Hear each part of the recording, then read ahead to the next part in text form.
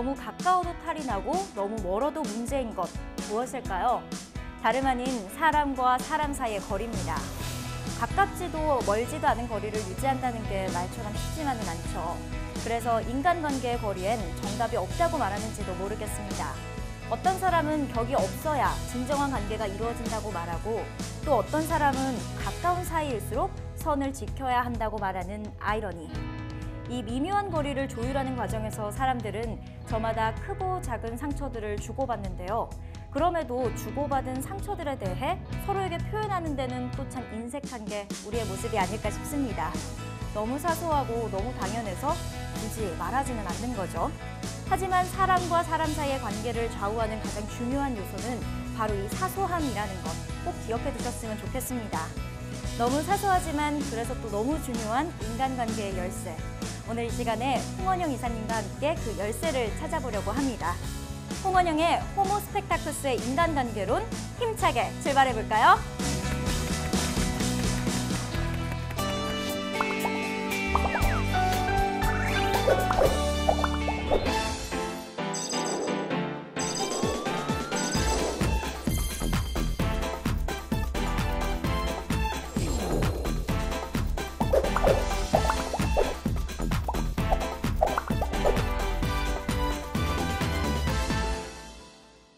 예, 반갑습니다. 데일 카네기 코리아 홍헌영입니다. 예, 반갑습니다. 오늘은 이제 세 번째 시간입니다. 어떻게 하면 좀 더 잘할 수 있을까? 늘 우리 고민이 되는 주제니까요, 인간관계는. 우리가 지금까지 배우고 생각했던 것들도 있지만 이번 주에는 어떻게 하면 좀 더 좋은 인간관계를 더 잘 만들 수 있을까라고 해서 어떻게 점점점 인간관계라고 해봤고요. 제목을 제가 이렇게 붙여봤어요. 요즘에 그런 말 많이 쓰잖아요. 뭐 어서와 뭐는 처음이지 이런 말들을 좀 한번 비틀어봤어요. 근데 이제 왔어 이렇게. 칭찬은 처음이 아닌 줄 알았지라고 제목을 한번 붙여봤어요. 그러니까 칭찬이란 게 이렇게 낯선 소재가 아니잖아요. 인간관계의 매사가 다 그런 것 같아요. 사람들과 대화를 잘 나누고 또 그들이 원하는 것을 해주고 배려하고 또 호감을 얻고 이런 걸 통해서 서로가 어떤 원하는 윈윈을 만들어가는 게 좋은 인간관계인데 새로울 것이 있는 건 아니잖아요. 칭찬이란 주제도 마찬가지죠. 인간관계를 연구했던 사람들이라고 생각한다면 사실은 고대 철학자들부터 다 해당된다고 봐요. 소크라테스든 공자님이든 또 우리가 흔히 사대 성인으로 말하던 종교를 창시하신 분들이나 석가모니나 예수님 같은 모든 분들도 사실은 관계에 대한 얘기들을 다 하셨잖아요. 내가 대접받고 싶은 대로 다른 사람을 대접해주라 이런 골든룰, 황금률의 법칙 이런 것들도 이게 하셨던 것처럼 고대로부터 지금까지 사람에 대한 고민과 관심 그리고 연구는 끊이지 않았던 것 같아요. 그렇기 때문에 잘 알고 있다고 생각되고 흔히들 자주 접한다고 생각되지만 실제로는 잘 안 되는 것들이 있잖아요. 그것이 주제이기 때문에 칭찬도 마찬가지인 것 같아요. 칭찬이라는 단어의 뜻을 모르시는 분들도 안 계실 테고 칭찬을 한 번도 안 해보신 분도 아마 안 계시겠죠. 그러니까 누구나 주고받는 칭찬인데 그러다 보니까 우리가 잘 알고 잘 할 수 있다고 생각하지만 사실은 제대로 하고 있지 않은 면들이 있는 거죠.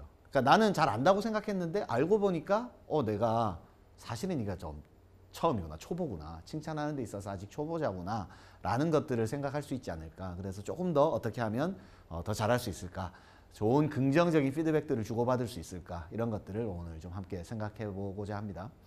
약을 우리가 먹을 때 항상 몸에 좋은 약이지만 의사 선생님이나 약사 선생님께 처방을 받으면 꼭 이런 주의사항이 있죠. 오남용하면 안 되고 모든 약물이 그렇지만 과하게 복용하거나 잘못된 처방을 받거나 그러면 오히려 약이 아니라 독이 될 수도 있는 것이 이 약의 특징이죠. 칭찬이나 인간관계에 있어서 나오는 양상들도 비슷한 것 같아요.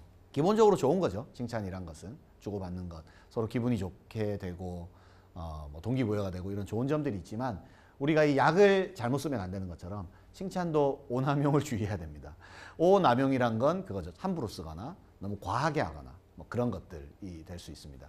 일단은 주의해야 될 게요. 오남용 주의 중에 제일 중요한 게 기만하는 행위가 되지 않도록 해야 된다는 겁니다. 칭찬은 기본적으로 모티베이션, 동기부여가 되죠. 서로. 그러니까 좋은 마음이 들고 좀 의욕도 생기고 왜 그 선생님한테 칭찬받으면 막 공부하는데 신이 나고 막 그런 것처럼 칭찬이란 거는 기본적으로 모티베이션의 효과가 있고 또 그것을 위해서 하기도 합니다. 그렇기 때문에 칭찬은 동기부여가 되지만 잘못 쓰면 매니퓰레이션이라고 제가 적었는데 이게 기만하다라는 뜻이거든요. 사람을 속이는 거죠. 언뜻 보면 이 칭찬이란 게 그렇게 여겨질 수도 있어요. 이 칭찬을 다루는 그 시중의 책들이라든가 많은 강연이라든가 또는 우리가 인식하고 있는 것들이 수단으로서 사람을 조작하기 위한 수단으로서 칭찬을 떠올리는 경우들이 많이 있습니다. 그러니까 뭐 칭찬을 해주면 이런 행동을 상대방이 할 것이다. 그러니까 마치 자판기처럼 인풋과 아웃풋의 개념으로 칭찬 뭐 5번 하면 성적 뭐 10점 오르는 거 뭐 이런 식으로 이제 우리가 생각을 하면 이런 기만하는 요소가 생기기도 하죠. 사실은 다 알아요, 사람들이. 칭찬을 받는 사람들 입장에서 알아요. 이게 진심 어린 칭찬이고 나의 수고에 대한 감사의 표현인지 아니면 어떤 것 원하는 게 있어서 뭔가를 더 시키려고 기만하는 행위인지 사실 받는 사람들은 다 알거든요. 근데 하는 사람은 모를 수 있어요. 모르거나 또는 모르겠지라고 생각할 수 있는 거죠. 그래서 우리가 오늘 이 칭찬에 대해서 생각해 보면서는요. 어떤 것은 좋은 칭찬이 될 수 있고 어떤 것은 기만이나 아부가 될 수 있는가. 듣기 좋은 말, 그냥 기만하는 말이 될 수 있는가를 좀 주의 깊게 봐야 됩니다. 하나하나 좀 원칙들을 살펴보다 보면 어디에서 저런 차이가 나는가를 우리가 좀 생각해 볼 수 있을 것 같아요. 칭찬, 좋은 칭찬과 감사, 좀 진심 어린 제대로 된 칭찬과 감사에는 이 3가지 축이 딱 받쳐주는 것 같아요. 태도라는 면이 있죠. 태도. 칭찬과 기만을 구분하는 데 있어서 이 태도가 아마 가장 결정적인 차이를 할 겁니다. 칭찬을 하는 사람 입장에서 그 태도를 말해요. 어떤 의도를 가지고 하는가, 누구를 위해서 하는가, 나 자신을 위해서 내가 어떤 얻고 싶은 게 있어요. 저 친구가 빨리 뭘 좀 해줬으면 좋겠어요.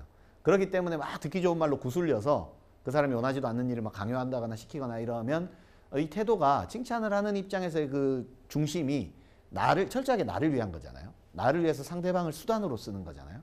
그렇게 하는 대부분의 칭찬은 상대방이 기만으로 여길 가능성이 실제로 크고 뭐 실제로도 그렇다고 할 수 있죠. 제가 뭐 아이가 둘이 있다 보니까 그런지 몰라도 자녀에 많이 비유를 하게 되는데요. 아이가 공부를 잘하게 되는 것만 해도 그래요.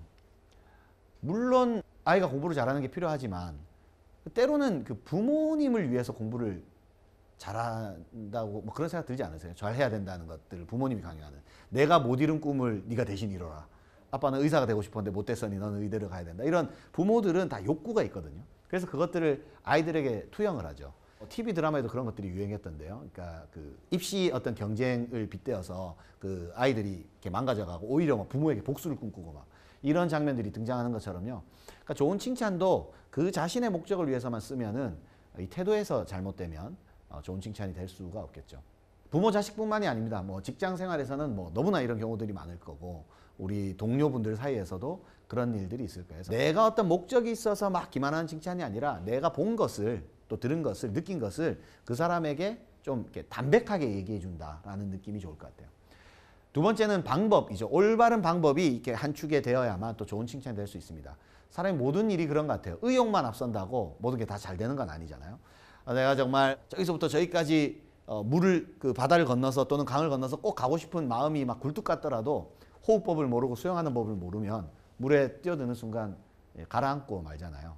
모든 게 인간관계도 마찬가지인 것 같아요. 내가 저 사람한테 좋은 마음이 있지만 내 딴에는 칭찬해 준다는 말로 또는 나의 입장에서는 좋은 말로 해주고 싶은데 제대로 된 방법을 모르면 뭐 적어도 그 뜻이 제대로 잘 전달되지 않을 수는 있죠.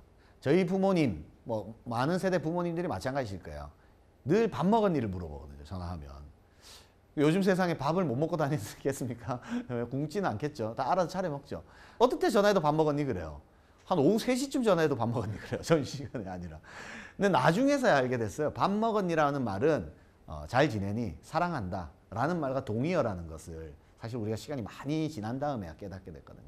그 방법을 조금만 일찍 알았더라면 그죠? 밥 먹었니라고 하지 말고 오늘 힘들진 않았니라고 우리가 물어볼 수도 있는 거잖아요.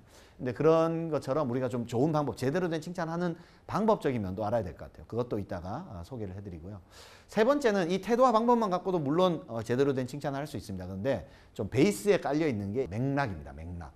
이것은 환경적인 요소, 시간과 장소 이런 요소들을 좀 우리가 생각해 볼 수 있다는 건데 이 맥락은 우리가 컨트롤할 수 있는 것은 아니지만 좀 때에 따라서 이렇게 생각해 볼 수가 있어요.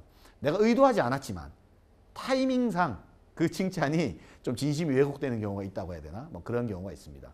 이를테면 제 아들한테 너 정말 멋진 아이야 라는 말을 제가 해주면 칭찬 맞잖아요.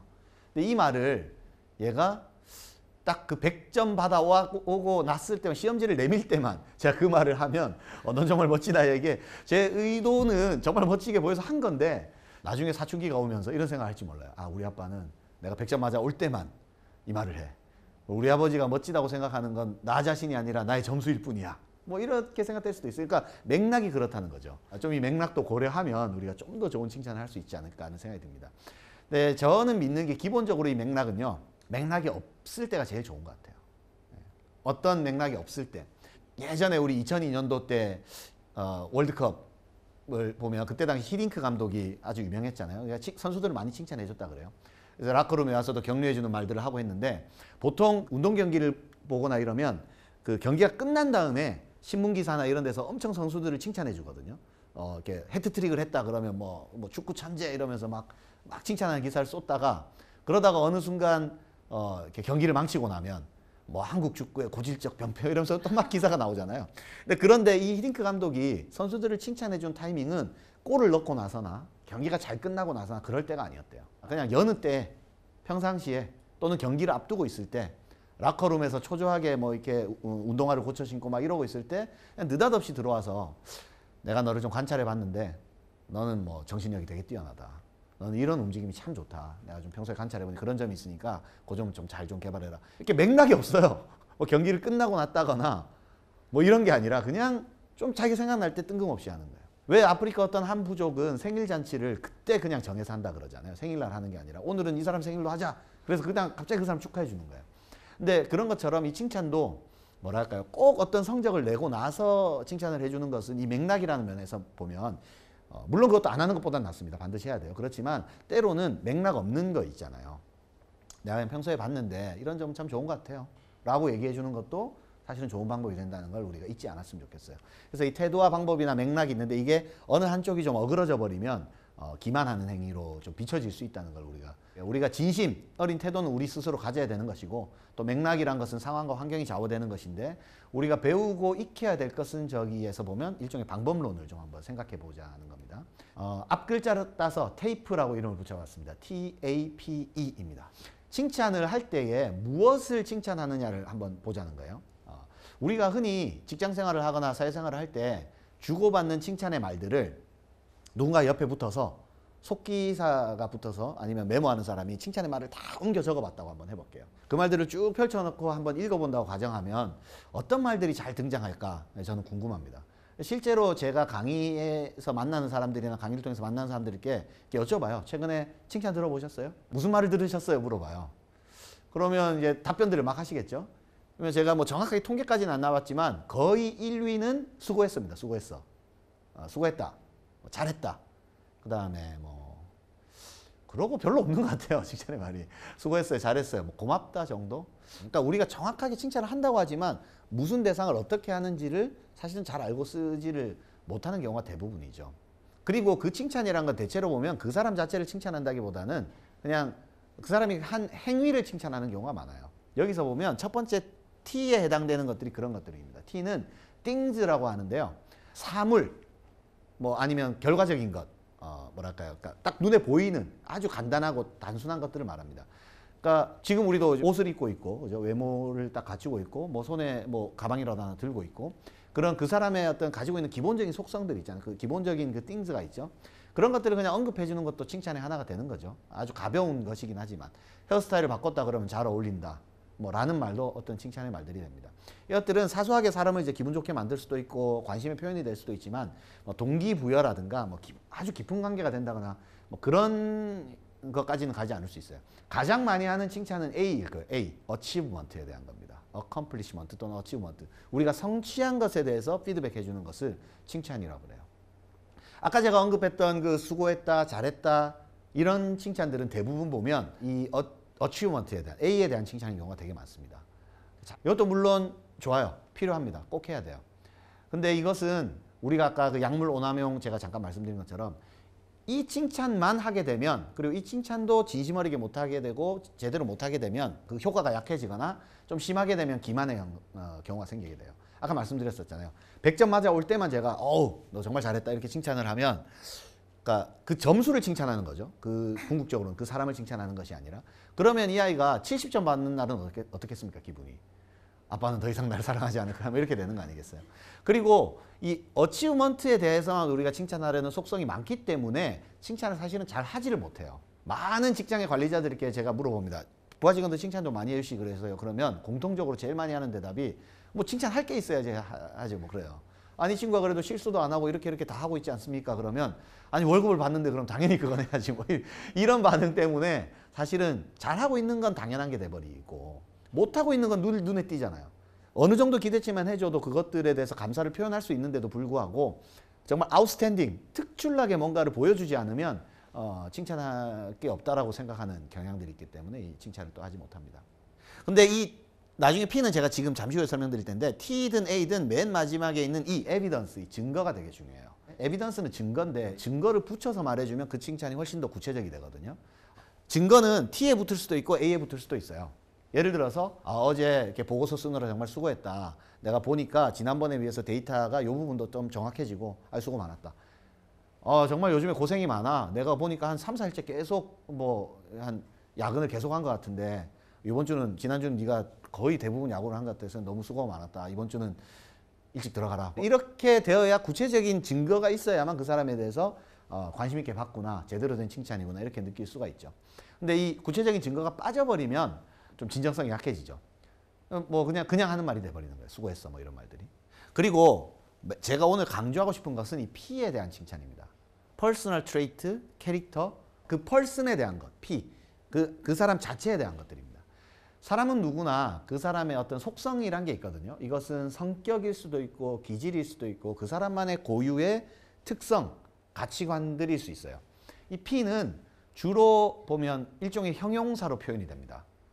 성실한, 창의적인, 열이 있는, 그다음에 남다르게 생각할 줄 아는, 꾸준한, 정직한 이런 단어들로 그 사람이 표현될 수 있죠. 그게 퍼스널 트레이트잖아요. 그 사람의 성품이라고 말할 수 있는 부분이거든요.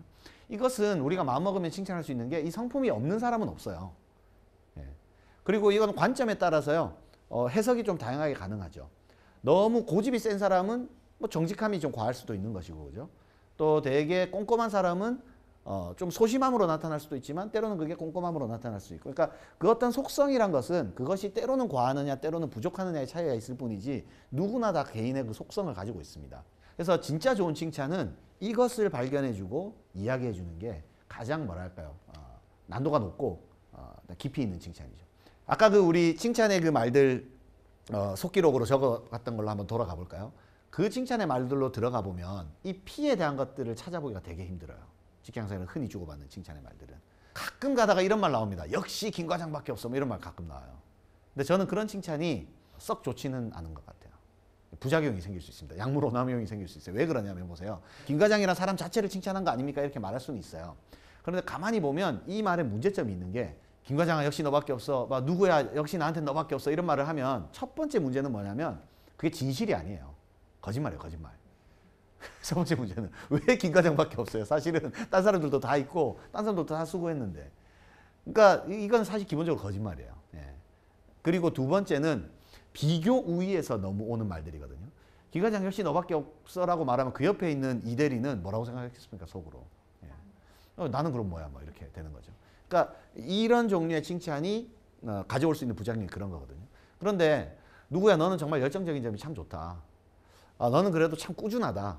이런 말들은 다른 사람들을 배제시키는 말도 아니고, 그리고 그것은 진실에 가깝죠. 내가 보는 진실에 가깝죠. 근데 이 P를 얘기할 때도 반드시 에비던스, 이 증거가 필요합니다. 정말 순도가 높은 칭찬은 세심하게 관찰해서 퍼스널 트레이트, 그 사람의 성품을 발견해서 증거와 함께 딱 언급해주면 뭐랄까요, 아주 좋은 칭찬의 표현이 될 수 있습니다. 말로 하기가 좀 쑥스러우면 쪽지를 쓴다거나 연말에 카드 같은 거라도 보낸다거나 때때로 생일 같은 거 됐을 때 카드를 쓴다거나 이럴 때도요. 너 정말 왜 태어났니? 막 이렇게만 쓰지 말고 거기에다가 이 P와 E라는 이 공식을 한번 생각해보고 평소에 나랑 잘 지내서 고맙다. 이런 점들이 참 좋다라고 얘기하면서 내가 보는 너는, 내가 보는 당신은 참 꼼꼼한 분이다. 좀 성실한 사람이다. 그걸 어디서 느꼈는지 에비던스가 되게 중요해요. 예. 그때 제가 처음 이 회사 한 지 얼마 안 됐을 때 저한테 이런 거 챙겨주신 거 보고 참 배려심 많은 분이라고 느꼈어요. 고맙습니다. 이런 것들. 그런 증거가 딱 들어가면 칭찬의 진정성이 높아지죠.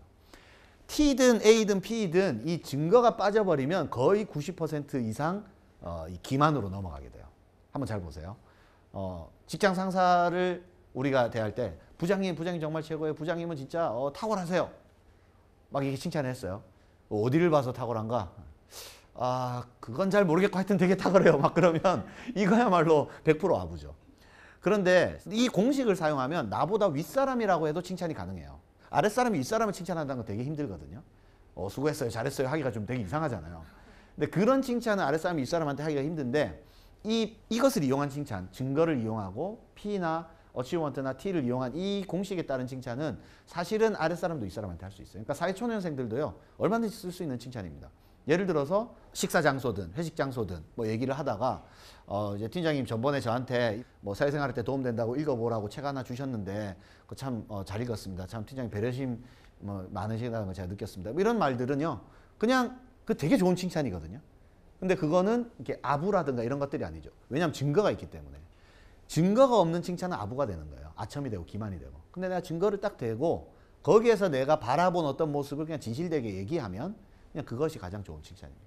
정리를 하자면 T를 관찰하거나 눈에 보이는 외관, 뭐 조금이라도 달라진 게 있으면 좀 언급해주는 습관, 어치브먼트, 뭔가 잘한 것, 성취한 것이 있으면 언급해주는 것, 그리고 또 하나는 그것과 무관하게 옷을 비록 못 입었더라도 또는 헤어스타일이 지난주와 그대로더라도 또는 이번에 했던 프로젝트가 비록 잘 안 되었더라도 그 사람의 퍼스널리티는 발견할 수 있잖아요. 그래서 그것을 증거와 함께 담백하게 언급해주면 된다. 이게 좋은 칭찬이다라는 말씀입니다. 우리 애가 비록 50점을 받아왔더라도, 그죠?